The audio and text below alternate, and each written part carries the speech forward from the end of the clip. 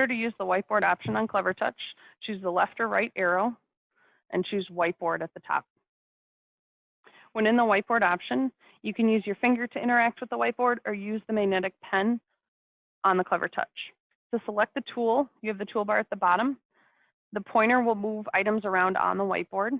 The pen option will allow your finger or your pen to interact with the screen. Click twice on the pen. You get options of colors, thickness, and types of pens. The first option is your thicker option. On the pen, on both ends of the pen, you have a thin tip and a thick tip. The thick tip is your first option. The white option at the top is your thin tip.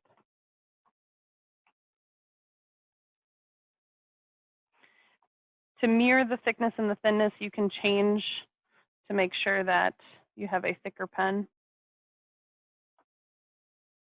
That way it's easier to switch between the two options just by a flip of the pen. The A with an underline underneath it is your text recognition pen. So as you write something on the board, it will recognize it.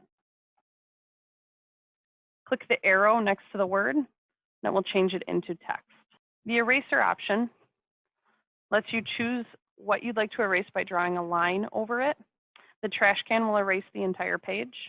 The equation tool is the X plus Y button. You can choose the color by clicking on it twice. To use the equation tool, write an equation. Make sure you include an equal sign with a question mark. Click the arrow to turn it into text. Now click the equal sign. Your shape option, if you click twice, you can choose between 3D and 2D shapes, and then the color of those shapes. You also have some line options in the 2D option. Touch and drag to draw your shape.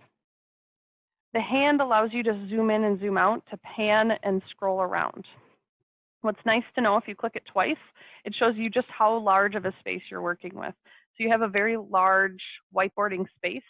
You're not just confined to these small squares. So if you are someone who likes to write a few notes, zoom out or zoom in on those or zoom out on those and make sure you have more space to interact with the whiteboard, that gives you that option. Another option of note taking is in the bottom right-hand corner, you should see 1 of 1. If you click on that, it shows that you're on the first page. If you'd like to go page by page rather than a very large whiteboarding space, click the plus, and you now have your second page of your whiteboard. The paint palette opens up a new canvas for painting, and it gives you more painting features. You can have multiple pieces of canvas in the bottom right-hand corner by clicking on the plus. In order to exit the paint canvas, you're going to hit the arrow pointing up in the bottom left-hand corner. And the last two options at the bottom are your redo and undo button. In the bottom left-hand corner, you have 3 lines stacked on top. If you click on that, new will be a new whiteboarding space. Open will open a previous whiteboarding session. Saving it will save it on whether you're going to save it into your cloud storage, onto the board, or a USB. You can import images, PDF, and SVG files. You can export the image, the whiteboarding session, as a PDF. If you were to use Google Classroom or an LMS and you'd like to share this whiteboarding session, I would suggest exporting it as a PDF or an image file so you can attach it to the LMS. To change the background, select background.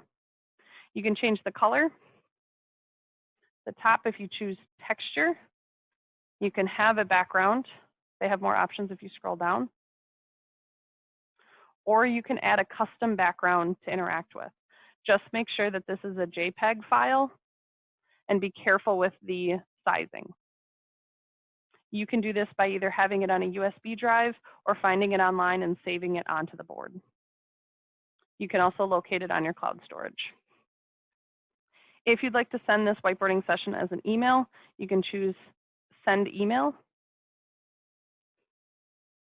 And to change the brightness of the board is the bottom option, brightness disabled or enabled. To exit the whiteboarding session, you can click the X in the bottom left-hand corner. If you'd like this whiteboarding session to be available with a QR code, you can click the QR code and it will generate a QR code.